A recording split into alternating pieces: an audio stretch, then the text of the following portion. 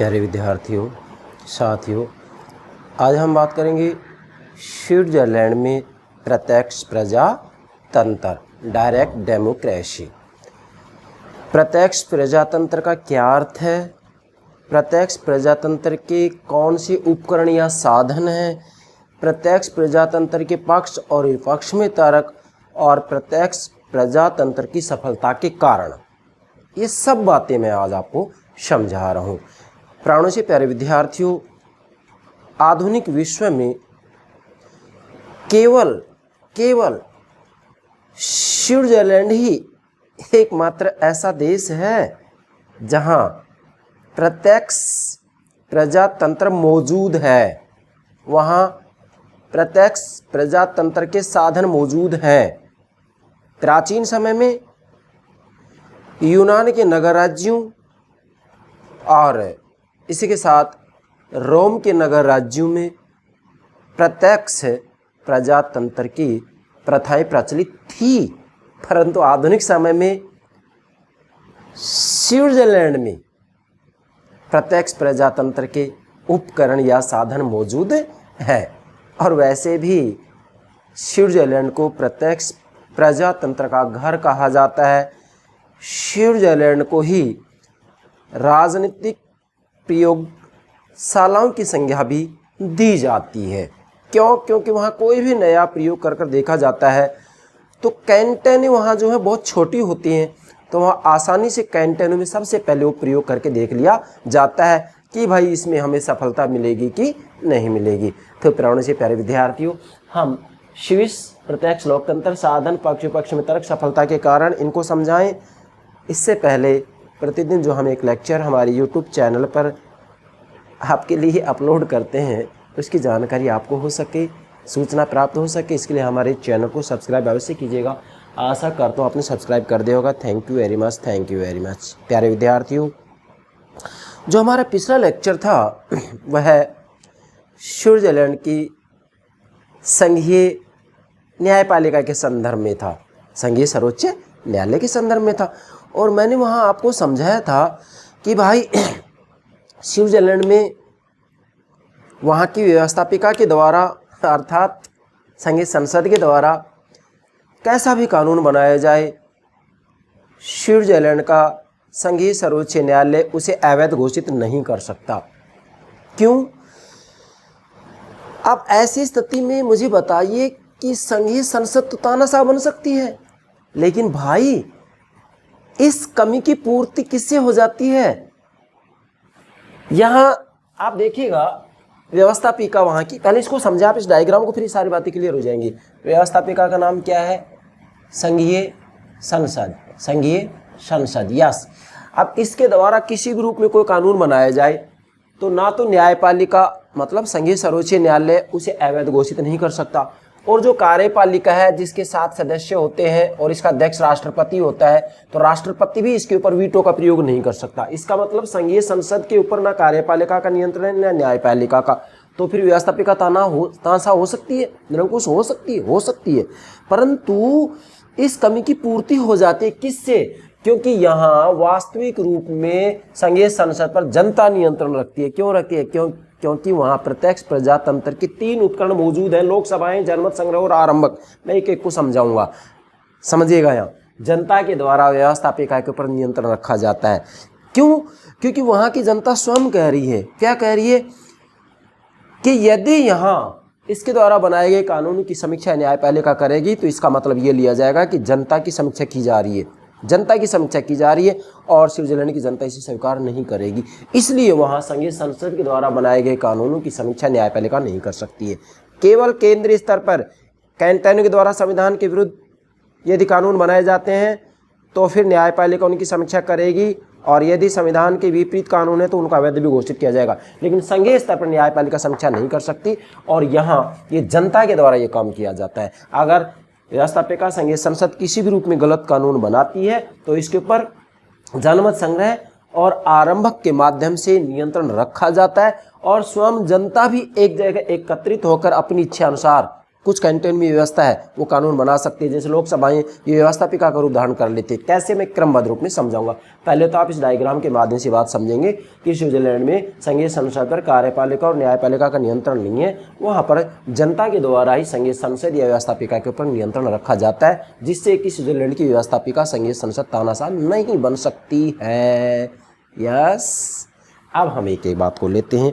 प्यारे विद्यार्थियों, सबसे पहले ये बात समझना निहायत ज़रूरी है कि भाई लोकतंत्र के सामान्यतः दो प्रकार के होते हैं। लोकतंत्र दो प्रकार के हैं, प्रत्यक्ष प्रजातंत्र, अप्रत्यक्ष प्रजातंत्र। देखिएगा, अप्रत्यक्ष प्रजातंत्र में जनता अपने प्रतिनिधियों को चुन देती है और फिर उन प्रतिनिधियों के माध्यम से शासन का संचालन किया जाता है, वो देश के लिए कानून बनाते हैं। मतलब जनता अपने प्रतिनिधि चुनती है, प्रतिनिधि से व्यवस्थापिका का निर्माण होता है, विधानसभा का निर्माण होता है, वो कानून बनाते हैं और उसके बाद में कार्यपालिका के द्वारा जो कानून बनाए गए हैं उनकी क्रियान्विति की जाती है। तो डेफिनेटली यहाँ जनता अपने प्रतिनिधि चुन रही है, प्रतिनिधि चुन रही है और प्रतिनिधियों के द्वारा शासन का संचालन किया जा रहा है। तो ये अप्रत्यक्ष प्रजातंत्र हो गया। मतलब स्वयं जनता अपने लिए कानून नहीं बना रही है, बल्कि जनता के प्रतिनिधि जनता के लिए कानून बना रहे हैं। तो ये तो है अप्रत्यक्ष प्रजातंत्र। जैसा कि आप देखेंगे भारत में है, अमेरिका में है, जापान में है, ठीक है, फ्रांस में है। तो ये सब क्या है, अप्रत्यक्ष प्रजातंत्र के उदाहरण हैं। अब स्विट्जरलैंड में प्रत्यक्ष प्रजातंत्र है, तो सबसे पहले ये जानना जरूरी है कि प्रत्यक्ष प्रजातंत्र कहते हैं किसे। भाई, प्रत्यक्ष प्रजातंत्र में वास्तविक रूप में स्वयं जनता ही अपने लिए नीतियां निर्धारित करती है और इसी के साथ में वहाँ जो सिद्धांतों का निर्धारण किया जाता है, जिनके आधार पर नीतियां बनाई जाएंगी, उन सिद्धांतों का निर्धारण भी स्वयं जनता ही करती है। यहाँ किसी को भी माध्यम नहीं बनाया जाता है, स्वयं जनता के द्वारा ही नीतियों का निर्धारण किया जाता है, जैसा कि स्विट्जरलैंड में है। मैंने यहाँ पर इसका अभिप्राय नोट भी किया है, मैं बताऊंगा, पहले मैं इसकी प्रश्न में तैयार कर रहा हूँ। तो प्रत्यक्ष प्रजातंत्र में क्या होता है, जनता ही अपनी नीतियों का निर्धारण करती है और इसके साथ में वास्तविक रूप में जो शासन संचालन के सिद्धांत हैं वो भी एक जगह सामूहिक बैठकों में सम्मेलनों के अंतर्गत निश्चित किया जाता है। मतलब सर्वे सर्वा यहाँ जनता होती है प्रत्यक्ष प्रजातंत्र में, जैसा कि नाम से स्पष्ट हो रहा है, प्रत्यक्ष प्रजातंत्र, डायरेक्ट डेमोक्रेसी, अर्थात इसमें स्वयं जनता अपने लिए नीतियां बनाती है। ठीक है, तो प्रत्यक्ष और अप्रत्यक्ष प्रजातंत्र, जिसमें आज हम केवल स्विट्जरलैंड में प्रत्यक्ष प्रजातंत्र है इसकी चर्चा कर रहे हैं। तो प्यारे विद्यार्थियों, मैंने यहाँ आपके लिए नोट किया है, ये साधन भी समझाऊंगा मैं, पहले आप इसे समझें प्रत्यक्ष प्रजातंत्र का अर्थ। मैं इसके लिए एक परिभाषा ले रहा हूँ अब्राहम लिंकन की। अब्राहम लिंकन ने कहा है कि जनता का जनता के लिए जनता के द्वारा शासन लोकतंत्र है, लेकिन वास्तव में अप्रत्यक्ष प्रजातंत्र में जनता का जनता के लिए शासन तो है, लेकिन जनता के द्वारा नहीं है। जनता के द्वारा शासन केवल प्रत्यक्ष प्रजातंत्र में होता है। क्यों? क्योंकि यहाँ स्वयं जनता अपने लिए नीतियाँ बनाती है, नीतियाँ निर्धारित करती है, शासन के सिद्धांत तय करती है, स्वयं जनता तय करती है। इसलिए प्रत्यक्ष प्रजातंत्र में वास्तव में शासन जनता का जनता के लिए और जनता के द्वारा होता है, जबकि अप्रत्यक्ष प्रजातंत्र में शासन केवल जनता का जनता के लिए है, लेकिन जनता के द्वारा नहीं होता है उसमें। क्यों? क्योंकि वहाँ जनता अपने प्रतिनिधि चुनती है और प्रतिनिधियों के द्वारा कानून बनाए जाते हैं, जबकि प्रत्यक्ष प्रजातंत्र में स्वयं जनता अपने लिए नीतियाँ निर्धारित करती है। ये बात आपको ध्यान में रखनी है। मैंने यहाँ नोट किया, लिंकन, अब्राहम लिंकन की जो परिभाषा है मैंने आपको बता दी है, नोट कर सकते हैं। 3 बातें जिसमें जनता का जनता के लिए ये केवल अप्रत्यक्ष प्रजातंत्र मिलेगा, जनता के द्वारा ये प्रत्यक्ष प्रजातंत्र में मिलेगा। मतलब जनता का जनता के लिए जनता के द्वारा ये तीनों बातें प्रत्यक्ष प्रजातंत्र में मिलेंगी, जबकि जनता का जनता के लिए ये केवल अप्रत्यक्ष प्रजातंत्र में मिलेगा। क्यों? क्योंकि वहाँ पर जनता के द्वारा शासन नहीं होता है। ठीक है भाई। इसके बाद में मैंने यहाँ आपके लिए एक परिभाषा लिखी है, डेफिनेशन, कि भाई प्रत्यक्ष प्रजातंत्र वाकई होता है क्या है। देखो, वास्तव में प्रत्यक्ष प्रजातंत्र के अंतर्गत, नोट करें आप, प्रत्यक्ष प्रजातंत्र के अंतर्गत राज व्यवस्था पॉलिटिकल सिस्टम, ठीक है, राज व्यवस्था की नीतियों का निर्माण व संचालन के सिद्धांत समस्त नागरिकों की सामूहिक बैठकों व सम्मेलनों में निश्चित होती है। बहुत महत्वपूर्ण बात है। प्रत्यक्ष प्रजातंत्र में राज्य व्यवस्था की नीतियों का निर्माण, राज्य व्यवस्था की जो नीतियां होती हैं, जो कानून होते हैं, नियम होते हैं, नीतियों का निर्माण और शासन संचालन के सिद्धांत समस्त नागरिकों की सामूहिक बैठकों या सम्मेलनों में निश्चित होते हैं। मतलब यहाँ स्वयं जनता नीतियों का निर्माण करती है। जैसा कि मैं यहाँ जो प्रत्यक्ष प्रजातंत्र के 3 साधन हैं, इनके माध्यम से बताऊंगा कि वे जनता कैसे शासन की नीतियाँ जो है तय करती है और शासन संचालन सिद्धांत तय करती है। इन तीनों के माध्यम से मैं आपको समझाऊंगा। तो इसका सामान्य सा अर्थ हो गया कि भाई प्रत्यक्ष प्रजातंत्र में वास्तव में नीतियों का निर्माण और शासन संचालन के सिद्धांत समस्त नागरिकों की सामूहिक बैठकों सम्मेलनों में निश्चित होते हैं। ये मैं 3 साधनों के माध्यम से समझाऊंगा। तो प्रत्यक्ष प्रजातंत्र के मुख्यतः 3 साधन होते हैं। 3 साधन मैंने यहाँ लिखा, 3 साधन, और ये तीर के निशान का मतलब यहाँ ये हो रहा है कि जनता जो व्यवस्थापिका पर या संघीय संसद पर नियंत्रण रखती है वो 3 साधनों के माध्यम से रखती है। 3 साधन कौन कौन से हैं? लोकसभाएं, जनमत संग्रह और आरंभक। 3 हो गए, नोट कीजिएगा, मैं एक एक को समझाऊंगा। लोकसभाएं, जनमत संग्रह, आरंभक। नोट कर लिया? लोकसभाएं, जनमत संग्रह, आरंभक। मैं इनका अर्थ भी बताऊंगा, पहले आप नोट करें। लोकसभाएं, जनमत संग्रह, आरंभक। यस। दूसरी बात नोट करें, लोकसभाओं का प्रयोग केवल कैंटेनों में होता है। केवल कैंटेनों मतलब वहाँ संघात्मक शासन व्यवस्था है स्विट्जरलैंड में। तो जो संघ की इकाई है, जैसे अपने यहाँ भारत की बात करते हैं तो इनको राज्य कहते हैं, जैसे राजस्थान, हरियाणा, पंजाब, ठीक है। तो वहाँ पर इन राज्यों को कैंटेन कहते हैं। तो लोकसभाओं का प्रयोग केवल कैंटेनों में होता है। सबसे पहले ये नोट करें, केवल कैंटेन में। जनमत संग्रह का प्रयोग कैंटेन में भी होता है और केंद्र में होता है, संघ में, केंद्रीय स्तर पर, ठीक है। संघीय सरकार जो होती है, केंद्र की सरकार, कैंटेन में भी और केंद्र में भी जनमत संग्रह का प्रयोग होता है। और आरंभक का प्रयोग कैंटेन व केंद्र दोनों में होता है, ठीक है। तो फिर से बोल रहा हूँ, लोकसभाओं का प्रयोग केवल कैंटेनों में होगा, जबकि जनमत संग्रह का प्रयोग कैंटेन, केंद्र दोनों में होगा। आरंभक का प्रयोग भी कैंटेन व केंद्र दोनों में होगा। पहले तो ये नोट करें। इसके बाद में फिर हम बताते हैं कि लोकसभाएं क्या है। देखो, प्रत्यक्ष प्रजातंत्र की 3 विधि है जिनसे कि जनता नीतियों का निर्माण करती है, शासन संचालन के सिद्धांत स्वयं तय करती है। पहला साधन है, साधन या उपकरण, लोकसभाएं। नाम से स्पष्ट हो, लोकसभाएं। देखिएगा, लोकसभाएं वह प्रथम विधि है, नोट करें, लोकसभाएं वह प्रथम विधि है जिसका प्रयोग केवल कैंटेन में होता है। और इस विधि के अंतर्गत कुछ कैंटेनों में स्वतंत्र नागरिक एक जगह एकत्रित होकर अपने लिए स्वयं कानून बनाते हैं। और उस स्थिति में ये लोकसभाएं एक प्रकार से व्यवस्थापिका का रूप धारण कर लेती हैं। ये स्वयं व्यवस्थापिका ही बन जाती हैं। व्यवस्थापिका की तरह ही इनकी बैठकें होती हैं और व्यवस्थापिका की तरह ही इनके द्वारा कानून बनाए जाते हैं। नाम से स्पष्ट, लोकसभाएं, जनसभाएं, जनता की सभाएं। जितने भी स्वतंत्र नागरिक होते कैंटेन के, जितने भी स्वतंत्र नागरिक होते हैं कैंटेन के, वो सभी एक जगह इकट्ठे होते हैं और स्वयं अपने लिए कानून बनाते हैं। इसलिए नीतियों का निर्माण किसने किया? यहाँ जनता ने किया। जनता ने किया ना, तो यस, ये प्रत्यक्ष प्रजातंत्र ही है। क्लियर होगा ये लोकसभाएं। दूसरा, जनमत संग्रह। ध्यान दें, जनमत संग्रह वह दूसरी विधि है, दूसरी क्रम से लिखिए, दूसरी विधि है जिसका प्रयोग कैंटेन व केंद्र दोनों में होता है। मतलब संघ के स्तर पर, केंद्रीय स्तर पर भी होता है और कैंटेनों में भी होता है, क्योंकि संघात्मक व्यवस्था ना, फेडरल सिस्टम, मैंने पिछले लेक्चर में समझा दी सब बातें। तो जनमत संग्रह दूसरी विधि है जिसका प्रयोग कैंटेन व केंद्र दोनों में होता है।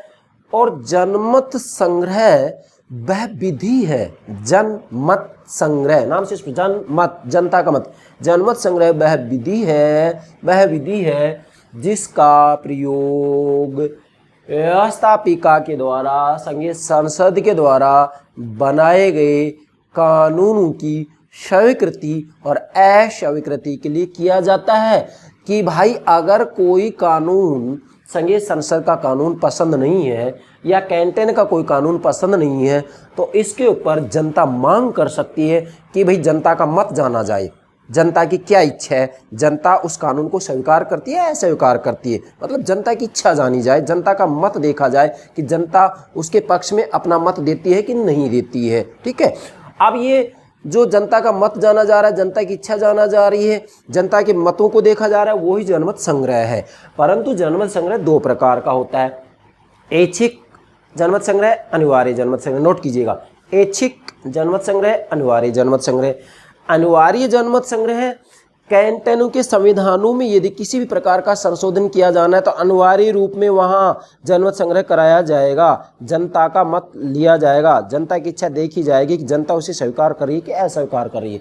कैंटनों के संविधान में संशोधन किया जाना है तो अनिवार्य रूप में जनमत संग्रह होगा। और एक होता है ऐच्छिक जनमत संग्रह। ऐच्छिक जनमत संग्रह संघीय अधिनियमों, संघीय अधिनियमों के लिए इसकी मांग की जा सकती है। संघीय संसद जो है ना, इसके जो अधिनियम है, संघीय अधिनियमों के लिए इसकी मांग की जा सकती है। और इस मांग के लिए क्या होगा, या तो 50,000 नागरिक अपना प्रस्ताव रखें कि भाई इसके ऊपर, इस कानून के ऊपर जनमत संग्रह कराया जाए, या फिर 8 कैंटन अपना समर्थन दें कि भाई इस संघीय अधिनियम के ऊपर जनता का मत जाना जाए कि जनता उसके पक्ष में है कि नहीं है। तो ये हो गया जनमत संग्रह, दो प्रकार का है, ऐच्छिक जनमत संग्रह, अनिवार्य जनमत संग्रह। क्लियर। अब जो ये जनमत संग्रह है इसका उल्लेख स्विट्जरलैंड के संविधान के अनुच्छेद 141 में किया गया है। टोटल अनुच्छेद 196 है स्विट्जरलैंड के संविधान में, 4 अध्याय है, एक प्रस्तावना है। ठीक है, एक प्रस्तावना है। इसके बाद में तीसरी विधि है आरंभक, नोट कीजिएगा। आरंभक वह तीसरी विधि है प्रत्यक्ष प्रजातंत्र की, या वह तीसरा साधन या उपकरण है जिसका उपयोग कैंटन व केंद्र दोनों में ही होता है। कैंटन व केंद्र दोनों में होता है। और यह अनुच्छेद 138 और 139 में इसका उल्लेख किया गया है। 138, 139 में इसका उल्लेख किया गया है। अब इसका अर्थ क्या है देखिएगा। आरंभक वह विधि है, जैसा कि नाम से स्पष्ट हो रहा, आरंभक किसी चीज का आरंभ किया जाना, प्रारंभ किया जाना, शुरुआत करना, श्री गणेश करना। ठीक है, प्रारंभ करना।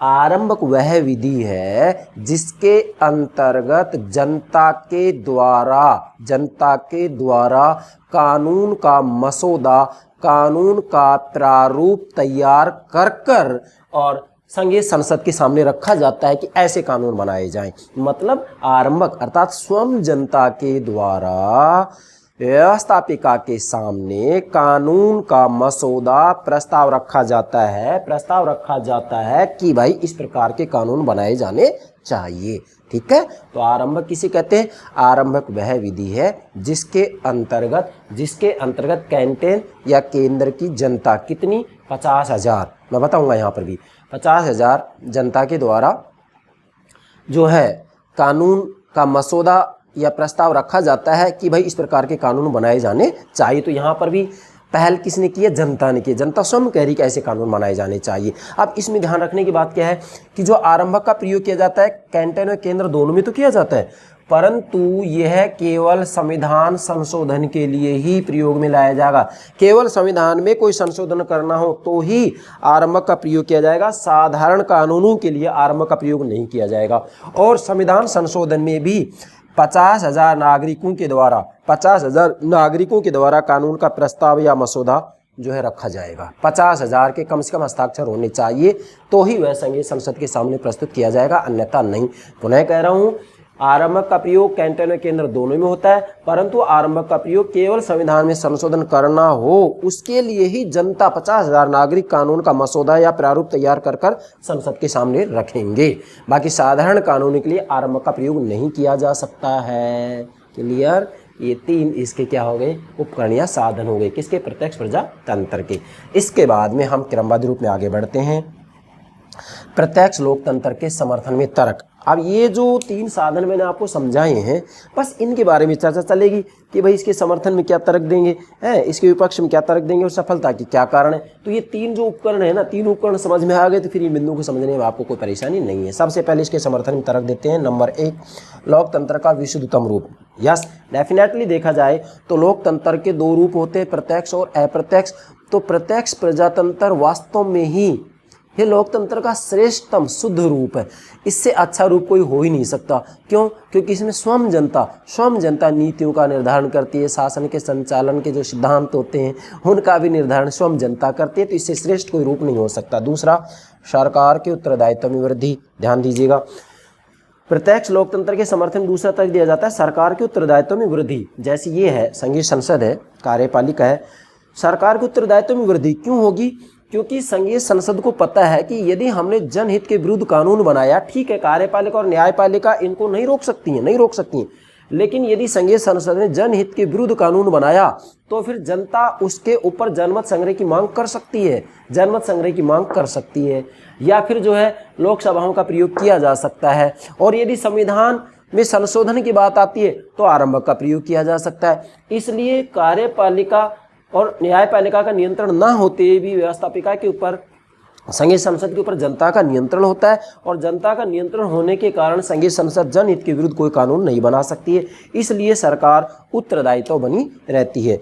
तीसरा है राजनीतिक प्रशिक्षण। भाई, प्रत्यक्ष प्रजातंत्र के अंतर्गत वास्तविक रूप में स्वयं जनता के द्वारा लोकसभाओं के रूप में व्यवस्थापिका का रूप धारण किया जाता है, स्वयं कानून बनाते हैं। जनमत संग्रह के रूप में उनके सामने जो है जो विधेयक होता है, कानून होता है, उसको उनके सामने रखा जाता है कि भाई इसके ऊपर अपना राय दें, मत दें कि ये पसंद है कि नापसंद है, स्वीकृति है या अस्वीकृति दी जा रही है। तो ऐसी स्थिति में जनता को कानून के बारे में जानकारी हो रही है। तो डेफिनेटली प्रत्यक्ष प्रजातंत्र के अंतर्गत जनता को राजनीतिक प्रशिक्षण प्राप्त होता है। क्यों? क्योंकि लोकसभा जनमत संग्रह और आरंभक की व्यवस्था वहाँ है, और इनके माध्यम से जनता को सार्वजनिक कानूनों के बारे में जानकारी प्राप्त होती है। चौथा है नागरिक स्वाभिमान की भावना जागृत होती है। इसमें देखिएगा, प्रत्यक्ष प्रजातंत्र में नागरिक स्वाभिमान की भावना भी जागृत होगी। क्यों होगी? क्योंकि यहाँ स्वयं जनता ही अपने लिए नीतियाँ बना रही है। स्वयं जनता ही, यदि संविधान में कोई संशोधन करना है तो स्वयं जनता आरंभक, मतलब जो संविधान संशोधन का प्रस्ताव होता है उसको प्रस्तुत कर सकती है संसद के सामने। स्वयं जनता ही, कोई कानून पसंद नहीं है तो उसके अंतर्गत जो है जनमत संग्रह की मांग की जा सकती है। और कुछ कैंटोन में स्वयं जनता ही एक जगह एकत्रित होकर अपने लिए कानून बनाते हैं। तो डेफिनेटली यहाँ नागरिकों में स्वाभिमान की भावना है कि हम स्वयं ही सरकार हैं, हम स्वयं ही अपने लिए कानून बनाते हैं। यस। और पांचवा है विधायिका की निरंकुशता पर अंकुश। ये जो विधायिका व्यवस्थापिका संघीय संसद, निरंकुशता पर अंकुश। देखिएगा, यहाँ जो संघीय संसद है इसकी निरंकुशता के ऊपर नियंत्रण होगा। क्यों? क्योंकि कार्यपालिका और न्यायपालिका तो इसको नियंत्रित नहीं रख सकती है। क्यों? क्योंकि कार्यपालिका का जो अध्यक्ष होता है राष्ट्रपति, वो वीटो का प्रयोग नहीं कर सकता, और न्यायपालिका इसके द्वारा बनाए गए कानूनों को अवैध घोषित नहीं कर सकती है।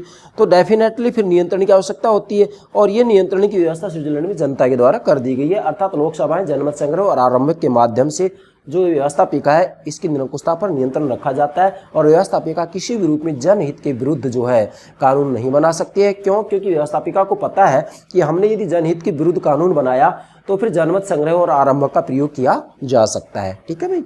और छठा है दोहरा लाभ। डेफिनेटली प्रत्यक्ष प्रजातंत्र का एक दोहरा लाभ है। दोहरा लाभ क्या है कि एक तरफ तो जो ये व्यवस्थापिका है, विधानमंडल कहें चाहे इसको, संघीय संसद, इसकी निरंकुशता के ऊपर नियंत्रण रखती है, और दूसरी तरफ यदि संघीय संसद ने कोई गलत कानून ही बना दिया है तो भूलों का भी उपचार करती है। मैंने यहाँ लिखा है निरंकुशता और भूलों का उपचार। और विधानमंडल, मतलब ये जो संघीय संसद है इसके बारे में विधानमंडल, फिर से कह रहा हूँ, दोहरा लाभ क्या होगा? एक तरफ तो ये है कि संघीय संसद के द्वारा यदि कोई गलत कानून बना दिया जाता है भूल से, तो फिर इसके लिए वहाँ व्यवस्था की गई है किसकी? जनमत संग्रह की। और दूसरी तरफ यदि व्यवस्थापिका पूर्ण रूप में निरंकुश बनती है तो ऐसी स्थिति में आरंभक का प्रयोग किया जा सकता है। इसलिए यहाँ दोहरा लाभ है कि जो विधानमंडल है, मतलब संघीय संसद, विधानमंडल, संघीय संसद, व्यवस्थापिका, वो निरंकुश नहीं बन सकती। और यदि गलती से इसने कोई गलत कानून बना भी दिया तो डेफिनेटली उसके लिए जो है जनमत संग्रह की व्यवस्था है। जनता मांग कर सकती है कि भाई इसके ऊपर जनमत संग्रह कराया जाए। अब जनता उसे स्वीकृत करती है या अस्वीकृत करती है, ये जनता के ऊपर निर्भर करता है। इसलिए हम ये कह सकते हैं कि स्विट्जरलैंड की व्यवस्थापिका के ऊपर वास्तविक रूप में आरंभक और जनमत संग्रह का पूर्ण नियंत्रण रहता है। ये हो गए इसके समर्थन तर्क। दूसरा है प्रत्यक्ष लोकतंत्र के विरोध या विपक्ष में तर्क। ठीक है भाई। दूसरा पार्ट देखें। यहाँ ये तो इसका भावार्थ वगैरह बता दिया मैंने। इसके बाद में पहला पार्ट हो गया समर्थन तर्क, दूसरा पार्ट हो गया इसका विरोध या विपक्ष में तर्क। प्रत्यक्ष प्रजातंत्र के विपक्ष में क्या तर्क देंगे, कमियां भी हैं इसमें। सबसे पहले बरक का व्याख्यान से नोट करेंगे। प्रत्यक्ष लोकतंत्र को पूर्णतः निर्लज और विश्व की निर्भीकतम शासन प्रणाली कहा जाना चाहिए। किसने कहा? ये बरक ने कहा है। मतलब ये कह रहे हैं प्रत्यक्ष लोकतंत्र को पूर्णतः निर्लज, कि इसमें कोई लज्जा नहीं है, निर्लज और विश्व की निर्भीकतम शासन प्रणाली कहा जाना चाहिए। बर्क ने कहा है। तो इससे स्पष्ट हो रहा है कि भाई प्रत्यक्ष प्रजातंत्र में कुछ कमियां तो होती ही हैं, नंबर 1। और वैसे तो देखो पूरी दुनिया में चाहे कोई भी शासन प्रणाली हो, कोई भी सिद्धांत हो, कोई भी विचारक हो, कोई भी विचारधारा हो, हैं, उसमें गुण भी होते हैं तो अवगुण भी होते हैं। इस दुनिया में कोई भी व्यक्ति सर्वगुण संपन्न नहीं है, इस दुनिया में कोई भी सिद्धांत सर्वगुण संपन्न नहीं है, इस दुनिया में कोई भी विचारधारा सर्वगुण संपन्न नहीं है। सभी के अंतर्गत अच्छाई और बुराई दोनों होती हैं। ठीक है भाई। तो पहला है व्यवस्थापिका का गौण स्थान। ध्यान दें, व्यवस्थापिका का गौण स्थान, इधर आइएगा। पहला जो इसके विरोधी में तर्क दिया जा रहा है वो है व्यवस्थापिका का गौण स्थान, अर्थात जो व्यवस्थापिका संघीय संसद इसका स्थान गौण होगा। क्यों होगा? क्योंकि वास्तविक रूप में व्यवस्थापिका के द्वारा कोई भी कानून बनाया जाए तो वो कानून तब तक मान्य नहीं माना जाता है जब तक कि वास्तविक रूप में जनता उसे स्वीकार नहीं कर लेती है। और अगर जनता स्वीकार नहीं करती है तो डर रहता है कि उसके ऊपर कभी भी जनमत संग्रह की मांग कराई जा सकती है, या फिर जो है उसके लिए आरंभ का प्रयोग किया जा सकता है, या फिर जो है उसके लिए लोकसभाओं का प्रयोग किया जा सकता है। इसलिए व्यवस्थापिका के स्थान गौण है। क्यों? क्योंकि इसके द्वारा बनाए गए कानून के ऊपर हमेशा तलवार लटकती रहती है। किसकी? जनता की, जनमत संग्रह आरंभक की, लोकसभाओं की। ठीक है भाई। दूसरा है प्रत्यक्ष लोकतंत्र से शासन में विलम्ब होता है। प्रत्यक्ष लोकतंत्र शासन में विलम्ब होता है। क्यों होता है? अगर संघीय संसद के द्वारा कानून बना दिए गए और जनता ने स्वीकार नहीं किया और इसके ऊपर जनमत संग्रह की मांग कराई गई तो इसके अंतर्गत समय लगेगा, तो समय लगेगा तो इसका मतलब विलम्ब होगा। इसलिए प्रत्यक्ष लोकतंत्र शासन में क्या होता है? विलम्ब होता है, समय लगता है। और तीसरा है समस्त जनता से शासन की आशाएं व्यर्थ। मैं थोड़ा सा संक्षेप में बता रहा हूँ क्योंकि सब बातें स्वतः ही स्पष्ट है। ठीक है। समस्त जनता शासन की आशाएं व्यर्थ है। इधर देखिएगा, यहाँ वास्तविक रूप में संघीय संसद के द्वारा कानून बना, इसके अंतर्गत कम से कम विशेषज्ञ तो होते हैं भाई, सभी नहीं तो कुछ तो मिलेंगे, ज़्यादातर मिलेंगे। लेकिन जब जनता से जनमत संग्रह कराया जाता है किसी भी विधेयक के ऊपर, कानून के ऊपर, तो मुझे बताइएगा क्या सभी जो जनता होती है वो विधि विशेषज्ञ होते हैं? नहीं भाई, जनसाधारण विधि विशेषज्ञ नहीं होते हैं। इसलिए समस्त जनता से शासन की आशाएं करना व्यर्थ है। चौथा है खर्चीली प्रणाली। भाई जब जनमत संग्रह कराया जाएगा किसी कानून के बारे में तो फिर इसके ऊपर खर्चा तो होगा ही होगा, खर्चा होगा ना, तो इसलिए क्या है? खर्चीली प्रणाली है। पांचवा है शक्ति व दायित्व में समन्वय का अभाव। समन्वय मतलब तालमेल। शक्ति व दायित्व में समन्वय का अभाव, इसका क्या मतलब है कि प्रत्यक्ष प्रजातंत्र के अंतर्गत स्विट्जरलैंड में वास्तव में शक्ति तो जनता को दे दी गई है। क्यों? क्योंकि जनमत संग्रह से जिस भी कानून को ये अस्वीकृत करना चाहे कर सकते हैं, और जो भी कानून बनवाना चाहिए, विशेषकर संविधान संशोधन की बात आ रही है तो आरंभ का प्रयोग कर सकते हैं। और कुछ कंट्री में लोकसभाएं हैं तो वहाँ स्वयं स्वतंत्र नागरिक अपने लिए कानून बना देते हैं और उसके बाद में शासन संचालन की जवाबदारी सरकार की हो जाती है और शक्ति जनता के हाथों में। इसलिए शक्ति व दायित्व में समन्वय का अभाव है। मतलब शक्ति तो किसको दे दी गई? जनता को, कि जनता ही फैसला करेगी अंत में कि भाई ये कानून आपके हित में है या नहीं है। ठीक है। अगर संघीय संसद ने कानून बना दिया और जनता उनको जो है अस्वीकृत कर रही है तो फिर क्या किया जाएगा? जनमत संग्रह करा लिया गया तो जनता स्वीकृत कर सकती है। इसलिए वास्तव में यहाँ शक्ति तो दे दी गई है जनता को और शासन का उत्तरदायित्व किसको दे दिया गया है? सरकार को। मतलब वास्तव में शक्ति जनता को दे दी गई है और उत्तरदायित्व किसको दे दिया गया? शासन को। फिर से बोलो, शक्ति जनता के हाथों में है और जो दायित्व है, उत्तरदायित्व किसका है? शासन का। इसलिए शक्ति व दायित्व में समन्वय नहीं है यहाँ। भाई सीधी सी बात है, अगर शासन को दायित्व दिया गया है तो शक्ति भी देनी चाहिए। भाई उत्तरदायित्व अपने साथ शक्ति लाता है, शक्ति अपने साथ उत्तरदायित्व लाता है, तो फिर शासन को अगर जिम्मेदारी सौंपी गई है तो शक्ति भी देनी पड़ेगी। लेकिन प्रत्यक्ष प्रजातंत्र में शक्ति व दायित्व में समन्वय का अभाव पाया जाता है, जैसा कि स्विट्जरलैंड में है। और छठा है विधेयक का प्रारूप बनाना सरल नहीं।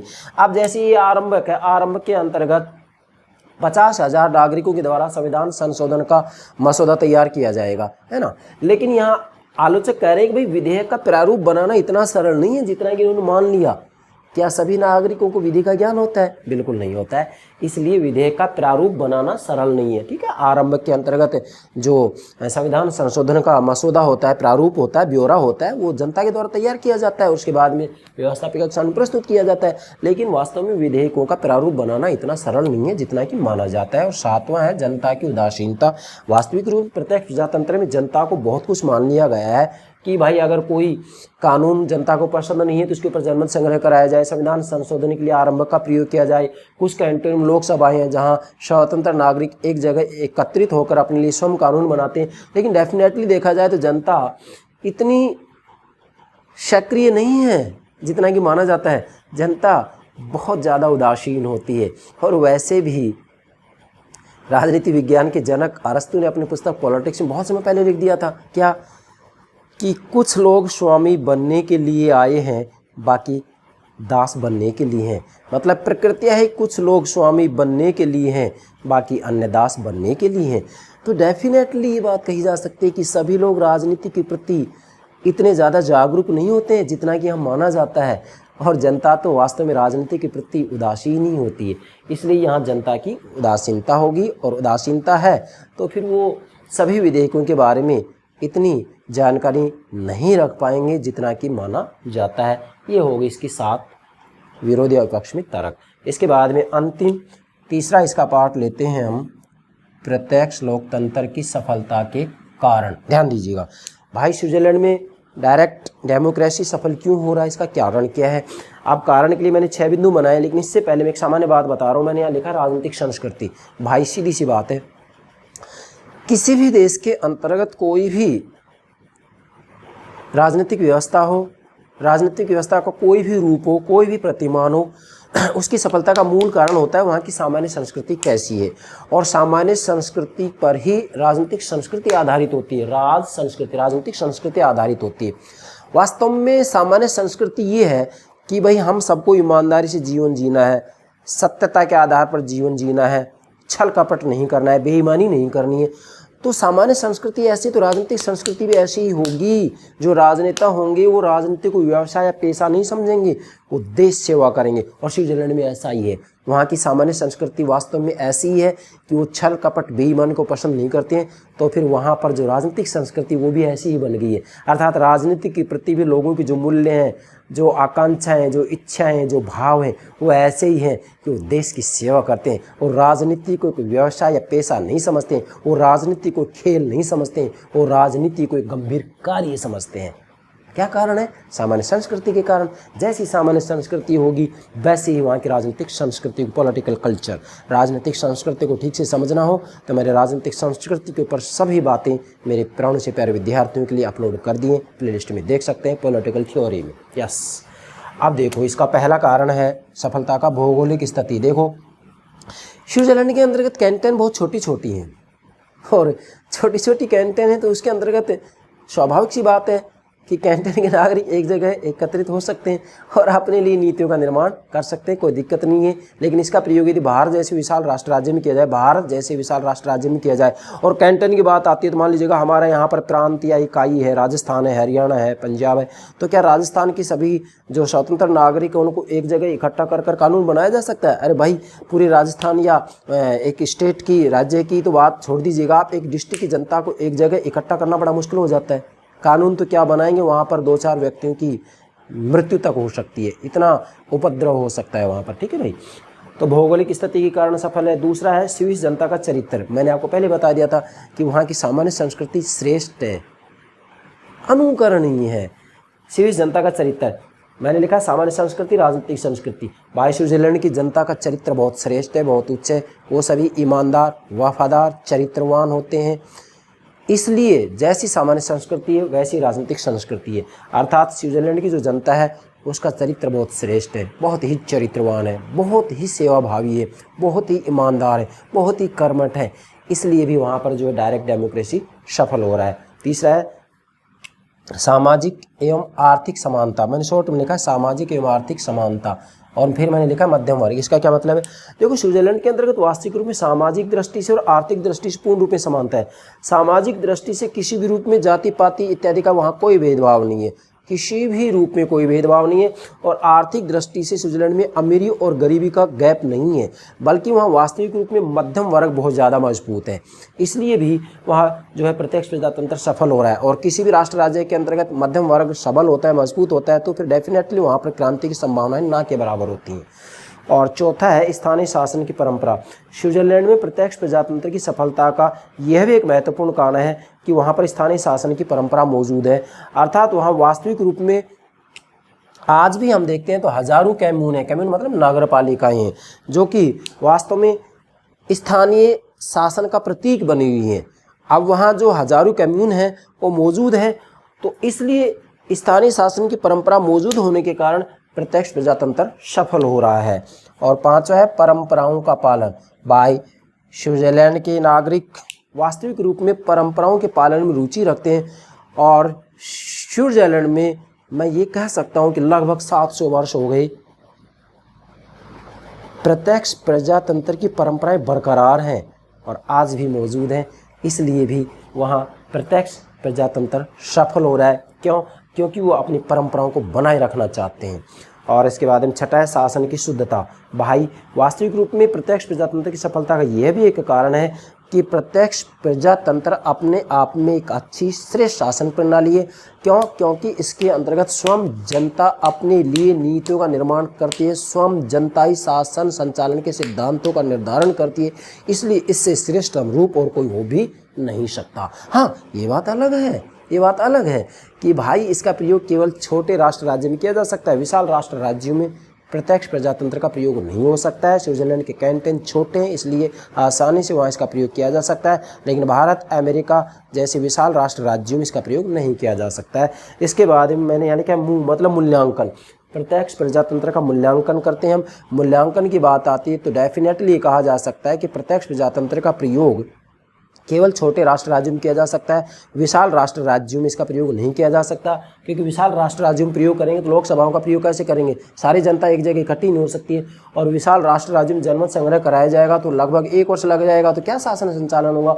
विशाल राष्ट्र राज्य में आरंभ का भी यदि प्रयोग किया जाएगा तो वास्तव में इसके प्रयोग में सफलता नहीं मिल सकती है। हाँ, छोटे राष्ट्र राज्यों में इसका प्रयोग किया जा सकता है। और अंत में एक विद्वान है एस्किन, नोट करें, एस्किन कह रहे हैं कि प्रत्यक्ष प्रजातंत्र, मैंने लिख भी दिया यहाँ लेकिन मैं समझा रहा हूँ, प्रत्यक्ष प्रजातंत्र सिद्धांत और व्यवहार दोनों दृष्टियों से बुरा है। नोट करें, कौन कह रहे हैं? एस्किन कह रहे हैं कि प्रत्यक्ष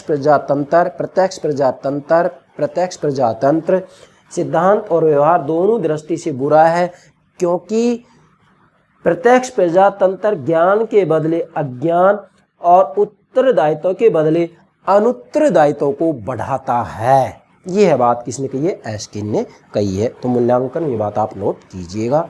ये हो गया आपका स्विट्जरलैंड का प्रत्यक्ष प्रजातंत्र, जिसमें इसका अर्थ, साधन, पक्ष विपक्ष में तर्क और सफलता के कारण, ये सब बातें मैंने आपको समझा दी हैं।